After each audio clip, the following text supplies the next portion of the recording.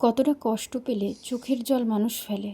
একটা দিদিভাই এত কান্না করছে, তার 7 থেকে 8টা বছর হতে গেল, সন্তান হয় না। সে ডাক্তার দেখাচ্ছে, যে ডাক্তার আমি দেখাই। তো চলো প্রথম থেকে ভিডিওটা স্টার্ট করি।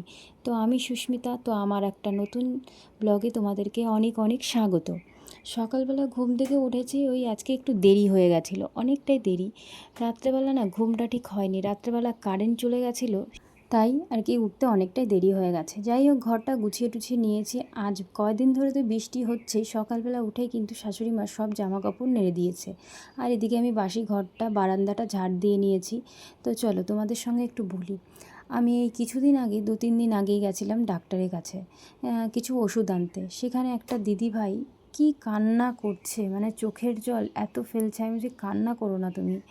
বলছে এই 7 থেকে 8টা বছর হতে গেল, এখনও সন্তান হয় না। কী যে সমস্যা, কত মানুষ কত কথা বলে। আমি বলি দিদিভাই, তোমার মতো আমারও সেম, আমারও 7-8 বছর হচ্ছে, এখনও সন্তান হয়নি। ডাক্তার দেখাচ্ছি, ওষুধ নিতে এসেছি। তো দিদিভাইটা একটা কথাই বলছে, জানো তো কষ্টটা কোথায় হয় জানো? যখন মানুষ নানান কথা বলে, আশেপাশের থেকে বলে এই বাচ্চা নিস না কেন, বাচ্চা হচ্ছে না, কী সমস্যা, কত প্রশ্ন। শুধু ভাবে হয়তো আমরা নিতে চাই না বা হয় না। যাই হোক, মানুষের কাজ তো বলা। আমি তাই বললাম যে তুমি চিন্তা করো না। দিদিভাই বলছে যে আমি না খেতে খেতে আমার শরীর অটোমেটিক ফুলে যাচ্ছে, মানুষ টেনশন করলে যেটা হয় আর কি। তো যাই হোক, আমি বললাম টেনশন করো না, ওষুধ ঠিক মতো খাও, দেখবে সময় যখন হবে ঠিক হবে, তুমি অত টেনশন করো না। তাই আমি ভাবছিলাম যে আমি তো চিন্তা করি আছেই, কিন্তু আরও আশেপাশে যাদের হয় না তারাও কতটা কষ্ট পায়, কত মানুষ তাদের কত বাজে মন্তব্য করে। আজ আমার একটা দিক ভালো কি, আমাকে হয়তো বলে না মুখের সামনে, আশপাশে তো বলবে, এটা তো স্বাভাবিক বলোই। একজনের সন্তান না হলে স্বাভাবিক অনেক কিছুই বলে মানুষ। তো আমি বললাম যে মানুষের কথায় কান দিও না, ওষুধ খাও, দেখবে ঠাকুর তোমাকে খুব তাড়াতাড়ি সন্তান দেবে। তো যাই হোক, উনি ওনার মতো ওষুধ নিয়ে বেরিয়ে পড়লো। তারপরে আমি ওষুধ নিয়ে চলে এসেছি।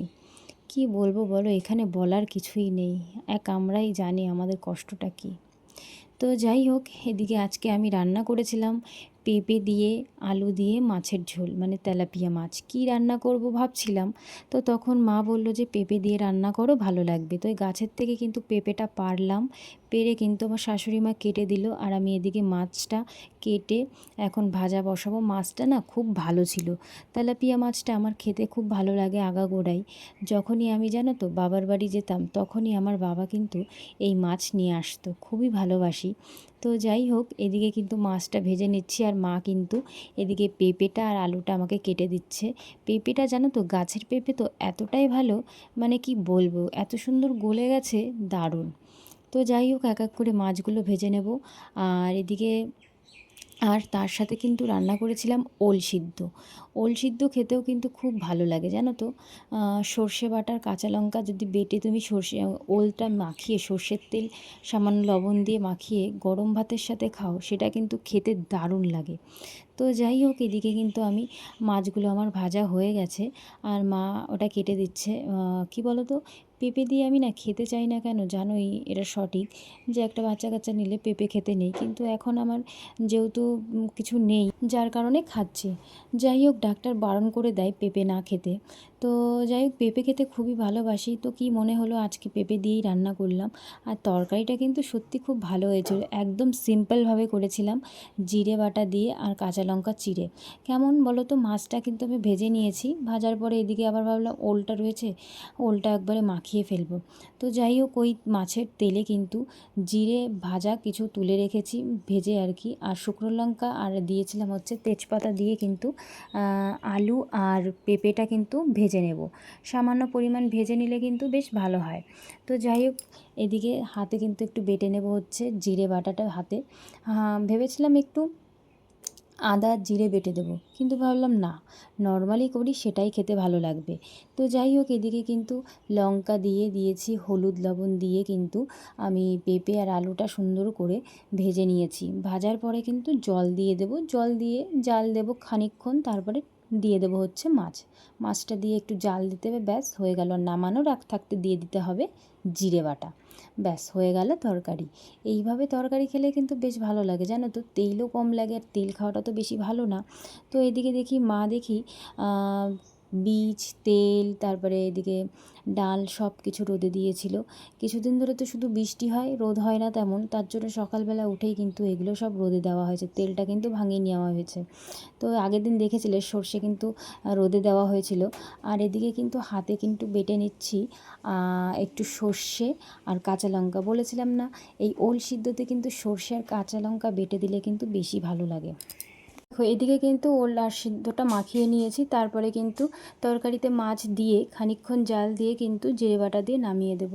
আজকের মাছগুলো এনেছিল খুব সুন্দর মাছ, যেহেতু খারাপ ছিল না। কিছু কিছু দিন এই তেলাপিয়া মাছেরই এত বাজে থাকে, রান্না করতে একদমই ভালো লাগে না। তো যাই হোক, মাছটা জাল দিয়ে আসলে তারপরে কিন্তু আমি জিরে বাটা দিয়ে খানিকক্ষণ জাল দিয়ে নামিয়ে দেব। ব্যাস হয়ে গেল আমার তরকারি।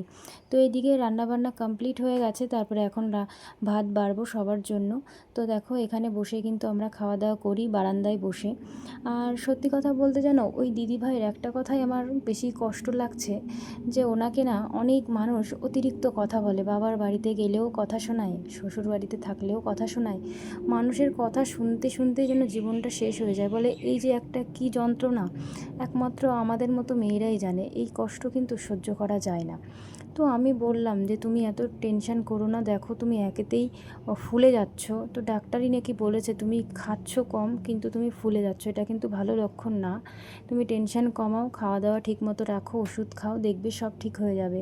আমি বললাম যে টেনশন করে না কোনো কিছুই হবে না, আমাদের কপালে আছে কষ্ট, তাই আমরা কষ্ট ভোগ করছি, কি আর করা যাবে। তো যাই হোক, দিদিভাইয়ের সঙ্গে একটু কথাবার্তা বলে আমি বেরিয়ে আসি।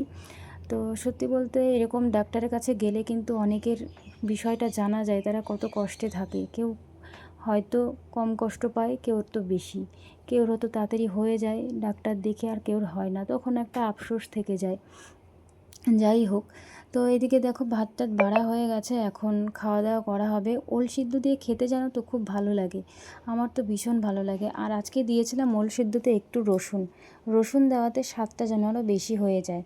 তো যাই হোক, এদিকে শাশুড়ি মা তার আর হচ্ছে বরমশাই আর আমি এখন খাওয়া দাওয়া করবো। আমাদের বাড়িতে কাকা এসেছে, মানে আমার বরের ছোট কাকা, সে খাওয়া দাওয়া করে কিন্তু একটু কাজে চলে গেছে। যাই হোক, ফার্স্ট ওল দিয়ে খেলাম, বেশ সুন্দর হয়েছে খেতে। আর মাছের তরকারিটাও খুব ভালো হয়েছে। তো তোমরা যদি এই মাছের তরকারি যেভাবে আমি করেছি এইভাবে একবার ট্রাই করে দেখতে পারো, খুবই সুন্দর লাগে খেতে, আর ভীষণ স্বাদ হয়েছিল জানো তো। মাছটাও ভালো ছিল, আর প্লাস আমাদের পেঁপেটাও কিন্তু বেশি ভালো ছিল। যাই হোক, এদিকে খেয়ে নিয়েছি, খাওয়া দাওয়া করছি, এদিকে মাও খাওয়া দাওয়া করছে। দুপুরবেলার দিকে মা বলছিল একটু পেয়ারা মাখা করতে, তাই একটু কাসুন্দি দিয়ে আর লেবু পাতা দিয়ে কিন্তু তোমার পেয়ারাটা মাখা করেছিলাম, আর কাঁচা লঙ্কা দিয়ে, বেশ কিন্তু খেতে ভালো লাগে। এটা হচ্ছে আমাদের বাড়ির গাছের পেয়ারা, ওই বাড়ি থেকে নিয়ে এসেছিলাম। আর পেয়ারা খাওয়া কিন্তু খুব উপকার। তো যাই হোক, একটু কাসুন্দি থাকলে পেয়ারাটা খেতে বেশি ভালো লাগে। তো যাই হোক, ভিডিওটা এই পর্যন্ত শেষ করব বন্ধুরা।